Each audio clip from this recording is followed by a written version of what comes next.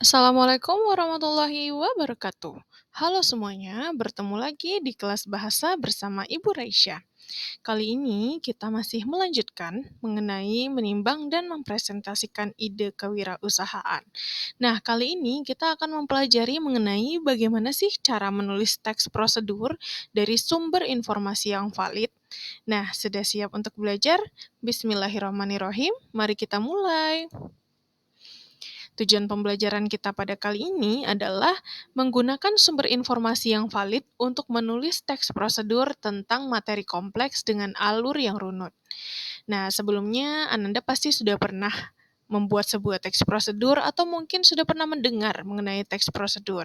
Di sini akan diingatkan kembali mengenai apa sih itu teks prosedur. Teks prosedur adalah teks yang berisi tujuan dan langkah-langkah yang harus dilakukan agar suatu pekerjaan dapat dilakukan. Menurut Mahsun, teks prosedur adalah teks yang bertujuan untuk memberikan pengarahan atau pengajaran tentang langkah-langkah sesuatu yang telah ditentukan. Teks prosedur berisikan suatu pengamatan atau percobaan. Lebih lanjut, Mahsun menjelaskan bahwa teks prosedur memiliki struktur berpikir seperti judul, tujuan, daftar baca, bahan, urutan tahapan pelaksanaan, pengamatan, dan simpulan.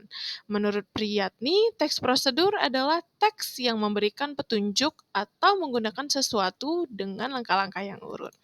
Jadi, dapat disimpulkan bahwa teks prosedur adalah teks yang disusun berdasarkan urutan proses. Penulis harus memastikan urutan proses benar berdasarkan sumber yang terpercaya. Urutan proses yang tidak benar tentu dapat menimbulkan permasalahan bagi pembaca. Nah, teks prosedur ini tujuannya apa sih? Nah, tujuan komunikatif teks prosedur adalah memberikan petunjuk atau cara melakukan sesuatu melalui serangkaian tindakan atau langkah-langkah. Nah, sudah paham bukan mengenai teks prosedur? Nah, teks prosedur ini memiliki beberapa sistematika, yaitu ada judul, ada tahapan, bahan atau benda, dan lain sebagainya. Kita akan bahas satu persatu mulai dari judul. Nah, judul sebuah teks prosedur dapat berupa nama atau benda, atau mungkin sesuatu yang hendak dibuat atau dilakukan. Nah, berikut adalah contoh-contoh dari judul teks prosedur. Misalnya, cara membuat kue brownies coklat lembut, atau langkah-langkah menanam bunga anggrek di rumah, panduan membuat akun media sosial Instagram, atau prosedur menginstal aplikasi di smartphone, atau cara melipat kertas origami menjadi bentuk burung. Jadi tidak hanya berupa sesuatu yang hendak dilakukan, tapi bisa juga langkah-langkah melakukan sesuatu atau berupa nama benda. Nah, selanjutnya, judul dapat pula berupa cara melakukan atau menggunakan sesuatu. Contohnya, cara menggunakan mesin cuci dengan benar, panduan mengoperasikan kamera DSLR untuk pemula, cara mengganti oli motor dengan mudah mungkin, atau langkah-langkah menggunakan aplikasi Zoom untuk meeting online, atau mungkin prosedur menggunakan ATM untuk penarikan tunai. Nah, begitulah kira-kira penggunaan judul dari teks prosedur. Selanjutnya ada tujuan. Nah, pada tujuan ini, tujuan teks prosedur dapat berupa pernyataan yang menyatakan tujuan tulisan. Jadi, pada struktur bagian tujuan, nah bisa dituliskan misalnya, tujuan penulisan ini adalah untuk memberikan panduan langkah demi langkah dalam menggunakan mesin cuci secara efisien. Atau mungkin penulisan ini bertujuan untuk menjelaskan prosedur yang tepat dalam mengganti oli motor agar kendaraan tetap dalam kondisi optimal. Atau mungkin tulisan ini dibuat untuk membantu pembaca memahami cara mengoperasikan kamera DSLR dengan benar, terutama bagi pemula. Nah, itu jika dituliskan tujuannya berupa poin, atau mungkin bisa menuliskan tujuannya berupa paragraf pengantar yang menyatakan tujuan penulisan. Seperti contoh di bawah ini, yaitu panduan ini disusun untuk memberikan arahan yang jelas dan terperinci kepada pengguna dalam mengoperasikan mesin cuci secara efektif dan efisien. Melalui penjelasan langkah demi langkah yang mudah dipahami, diharapkan pembaca dapat menggunakan mesin cuci dengan benar, sehingga hasil pencucian menjadi optimal optimal dan mesin cuci tetap awet. Penulisan ini juga bertujuan untuk menghindari kesalahan umum yang sering terjadi saat mencuci pakaian, serta memberikan tips perawatan sederhana untuk menjaga kinerja mesin cuci.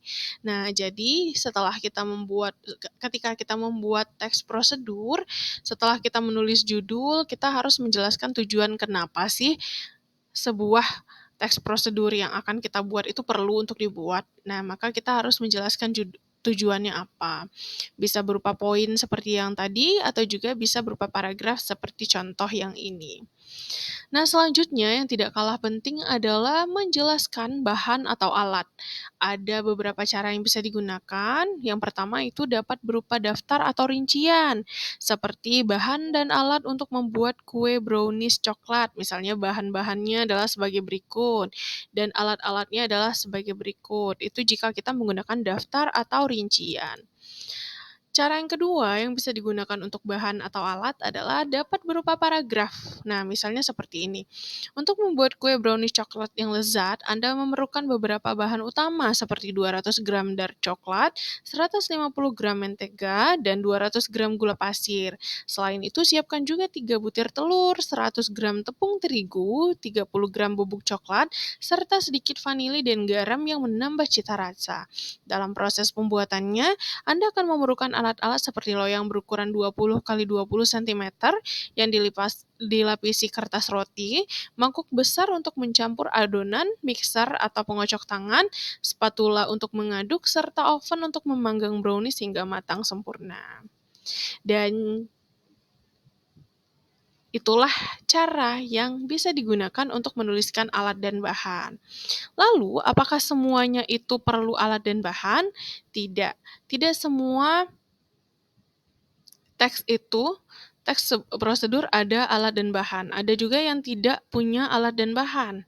Seperti itu. Nah, selanjutnya, tahapan. Nah, tahapan ini bisa berupa tahapan ditunjukkan dengan penomoran, misalnya seperti 1, 2, 3. Misalnya 1, buka App Store atau Play Store. 2, cari aplikasi yang ingin diinstal. 3, klik tombol install atau unduh, dan lain sebagainya. Nah, atau cara kedua yang bisa digunakan adalah berupa tahapan yang ditunjukkan dengan kata yang menunjukkan urutan pertama, kedua, ketiga. Misalnya, untuk menyetrika pakaian dengan benar, pertama-tama siapkan pakaian yang akan disetrika dan pastikan pakaian tersebut sudah bersih dan kering. Kedua, panaskan setrika dan atur suhunya sesuai dengan jenis kain pakaian yang akan disetrika. Ketiga, nah setelah itu sampai dengan terakhir. Lalu, tahapan juga bisa ditulis dengan menggunakan konjungsi urutan waktu, seperti sekarang, kemudian setelah. Nah, contohnya adalah sebagai berikut. Untuk menyetrika pakaian, mulai sekarang dengan menyiapkan pakaian yang akan disetrika dan pastikan bahwa pakaian tersebut sudah bersih dan kering. Kemudian, panaskan setrika dan atur suhunya sesuai dengan jenis kain pakaian yang akan disetrika.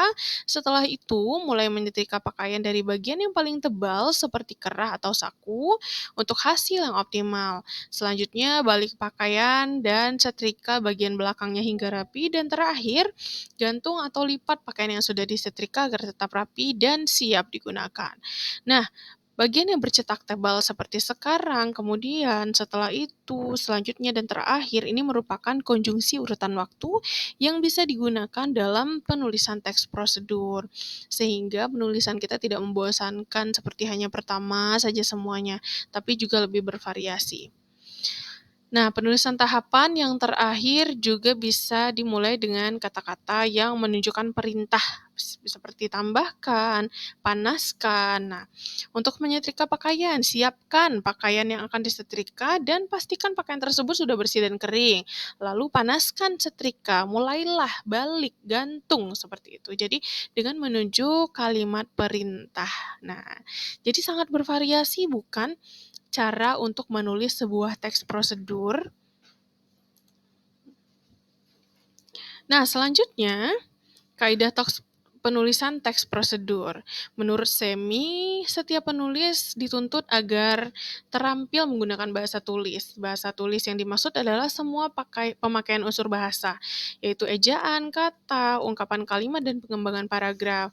Kaidah penulisan, teks prosedur adalah memperhatikan tata penulisan, dan tata penulisan yang dimaksud adalah tata penulisan yang disesuaikan dengan ejaan bahasa Indonesia yang disempurnakan atau yang disebut juga atau yang kita kenal dengan EYD. Dalam KBBI menyatakan bahwa ejaan atau kaidah cara melambangkan bunyi, kata atau kalimat dalam bentuk tulisan huruf-huruf, serta penggunaan tanda baca. Tata penulisan atau ejaan yang sering terdapat pada teks prosedur adalah penggunaan tanda baca dan penggunaan huruf kapital.